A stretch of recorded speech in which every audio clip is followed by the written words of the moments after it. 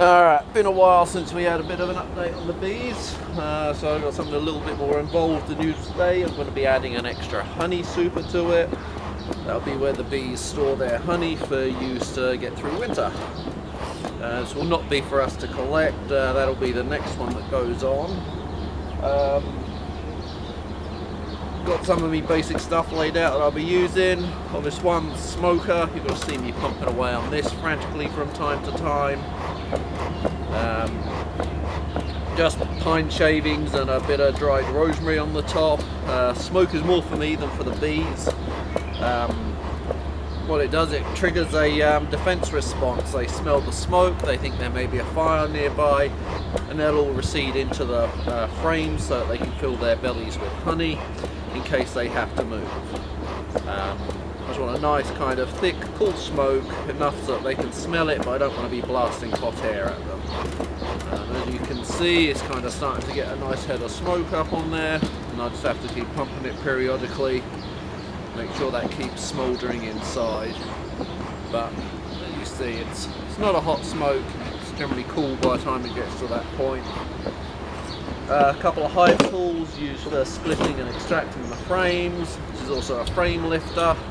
Just grab that onto the top of the frame and whoop, better one, and I can lift it out. Bee brush, brush excess bees off frames if I need to get a look. This is an uncapping knife. Chances are I won't need this. The only reason I got it out is if any of my frames are stuck together awkwardly, I might need this to split them. But chances are I'll not be using that. And again, queen marking set, queen clip, marking tube, which hopefully I can catch the queen with the clip, get her loaded into the tube and put the plug on the bottom, gently move her up so she's against the mesh on the bottom, and then I can use this non-toxic paint, well, it's chalk, liquid chalk, to stick a dot on her back so I can spot her easily. That is not important for today. If I get a chance to, I will. If not, it's not a big drama. I will also be switching the stand out for the bees, because unfortunately the one I have set up at the moment is too high for the equipment that I'm going to be installing. It's going to end up considerably heavier and taller than expected when I built the stand. I do have a second one from my other hive which is not being used currently, so I'm going to stick the short one underneath it for today, which will then give me the opportunity to modify the tall one for the way I want it. I don't need to take much off of the tall stand, I just kind of need to probably knock 12 inches off the bottom and it'll bring it down to a working height. But when I put the stand together, I made it so it would be the perfect height for the equipment I had at the time. And that was before I started adding extra boxes and before I'd done more research on the bees and what I'd be needing to keep them in a happy and healthy condition. But now I'm a little more educated and that stand is going to have to be changed.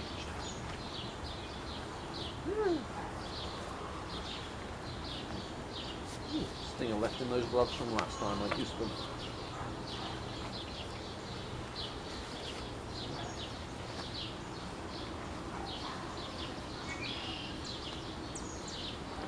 Smoke, smoke, smoky smoke.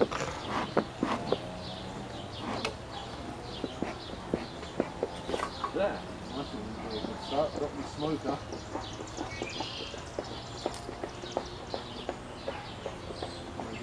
The entrance there, calm them down a bit, get them going to try and defend the hive from the fire, which obviously isn't here. But it works.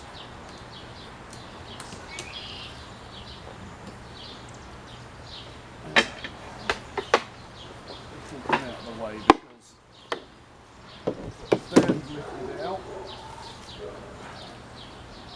Come on, let's put the smoke down. But they already know something's going on. So, top cover off.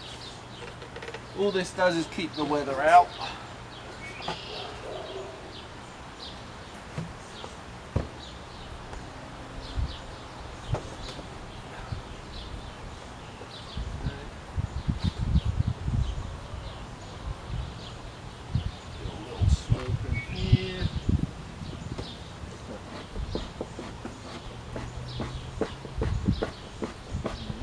smoke on the top here, and the bees will receive down into the frames.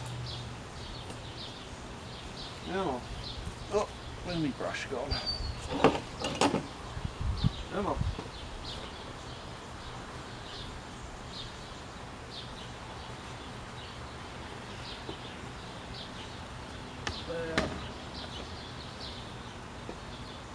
Alright, let's I'm going to have to take this entire thing apart. I mean, already it's getting a little tall, and I'm going to have at least another box as deep as these ones on and a narrow on top, which means my hive's going to end up somewhere up higher than I can reach in this bee suit. Yes, I know. The old piss. I would be sure someone's blasting smoke up inside my house.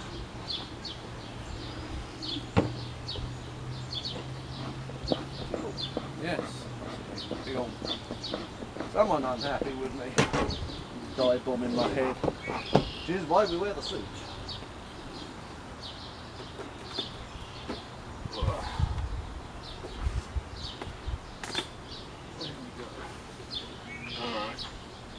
Oh, this thing weighs a ton already.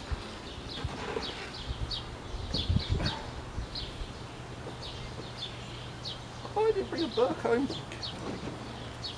Buck it out.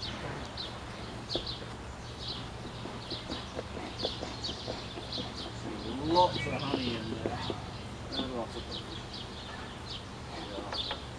Yeah. Doing what they do. Alright. Oh. Start the end of the beetle trap so I can get that out. And there is very little going on that frame currently. That's okay, that just gives me an extra frame to leave out the way. I can have a bit of working space.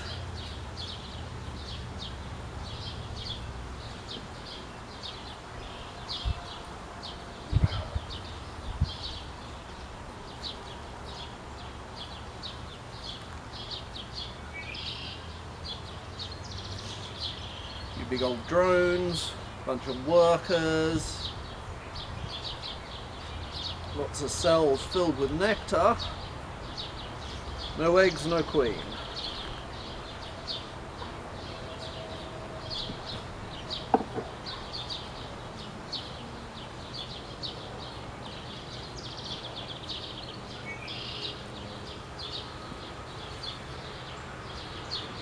Okay.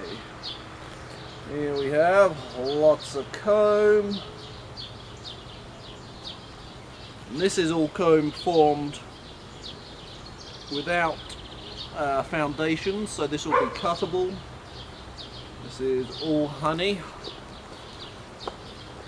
Oh, not sure how well that is in the shot, but that's all shiny new comb. Yep, again, we've got drones, we've got workers, and there's no queen.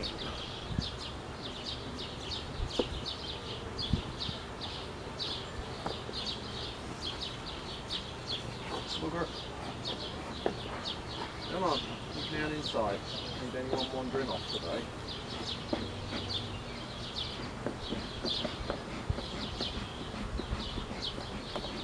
Not sure if you can see, but once that smoke hits them, they start finding their way back down in between the frames. Of course, I forgot to check my traps and see if I've got any beetles in there.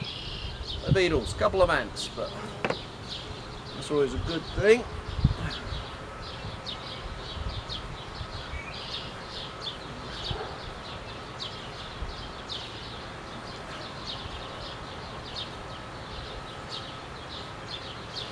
Here we have even more honey. Oh, here we have larvae. Lots of honey, lots of larvae. A few drones.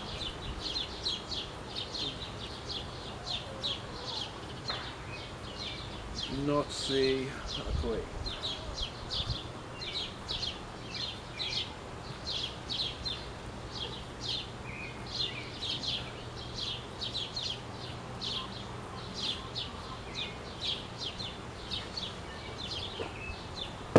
Alright, the lifting tool is handy, but it kind of hurts my face.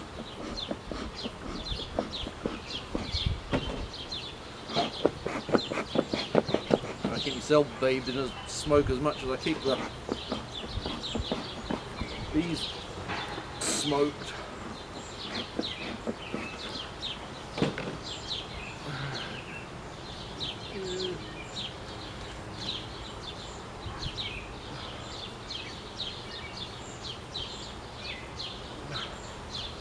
Oh, here we have lots of capped brood cells.